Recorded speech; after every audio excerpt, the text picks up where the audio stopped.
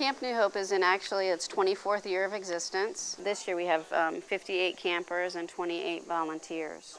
It got started 24 years ago by some staff members at Delaware Hospice, some of our social workers and bereavement counselors who realized children grieve differently than adults, and they were coined that time as the forgotten grievers, because the adults in the family were busy taking care of the family and the arrangements and kind of going through their own grief process, and the children are often forgotten, not intentionally, certainly, but they're not included in all of that planning process. With adults, our grief tends to be with us 24/7, right? With children, especially our younger ones, they may miss their loved one. Maybe it's at a particular time in the day or something triggers that memory for them, but then they're active, they're out playing, or they're doing things, so they may seem okay for a minute, right?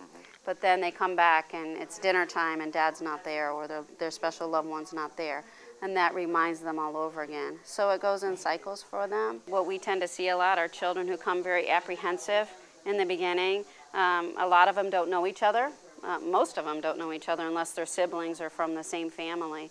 So they're nervous about being in a new place, scared to talk about their experience. You know, that's a hard thing to share their feelings with people that they don't know.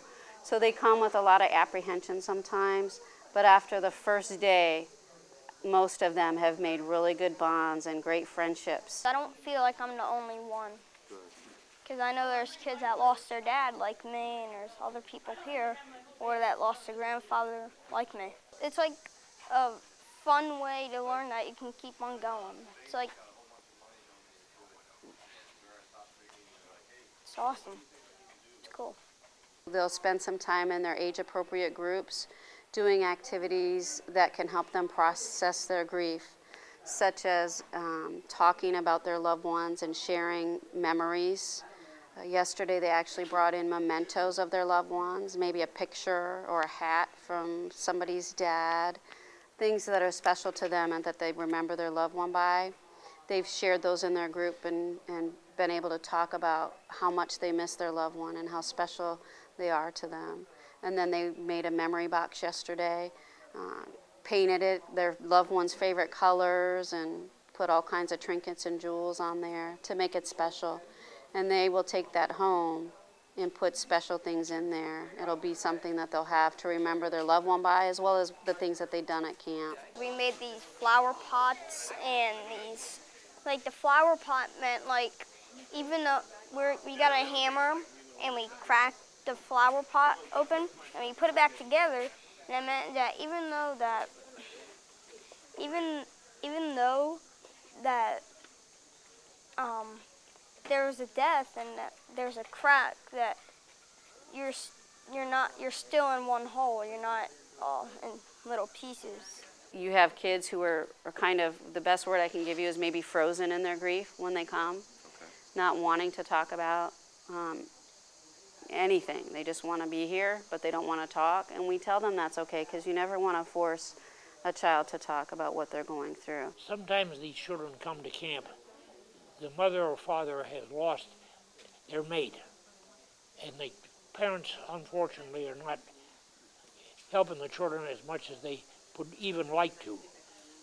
So the principal thing is we give the children a week, a few days, I should say, to change a scenery, to be with other children, to be with other adults who have no grief of their own, but really to comfort the child just by being there and chit-chat with the kid, listen to what the child has to say, because sometimes the children won't talk to anybody else, but you can draw them out and get them to reveal their feelings.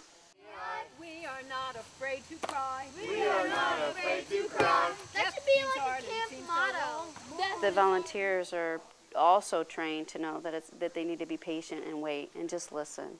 And by the end, they may just say, you know, I really miss my dad. I just really miss my dad, or I really miss Grandma.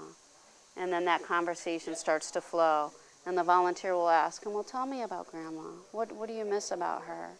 and those stories will just flow then. It may not happen always in the group like we would love for it to, but it does happen every time. The individual conversations that the volunteers have with maybe one camper, one-on-one, it's a beautiful experience. I guess they have a sense that they're with somebody that is on their side.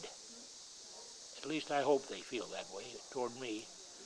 My reward is for a child to like me well enough that maybe just before they get on the bus, they'll give me a hug. The best part of the camp for me is just seeing the smiles of the kids every day and seeing that they are enjoying themselves, that they're being able to talk about their loved ones with a smile on their face. And by the end of the camp, we have campers leaving with smiles and asking, why can't it be the whole summer? They just love being here, and just the support, I think, is what continues to bring them back.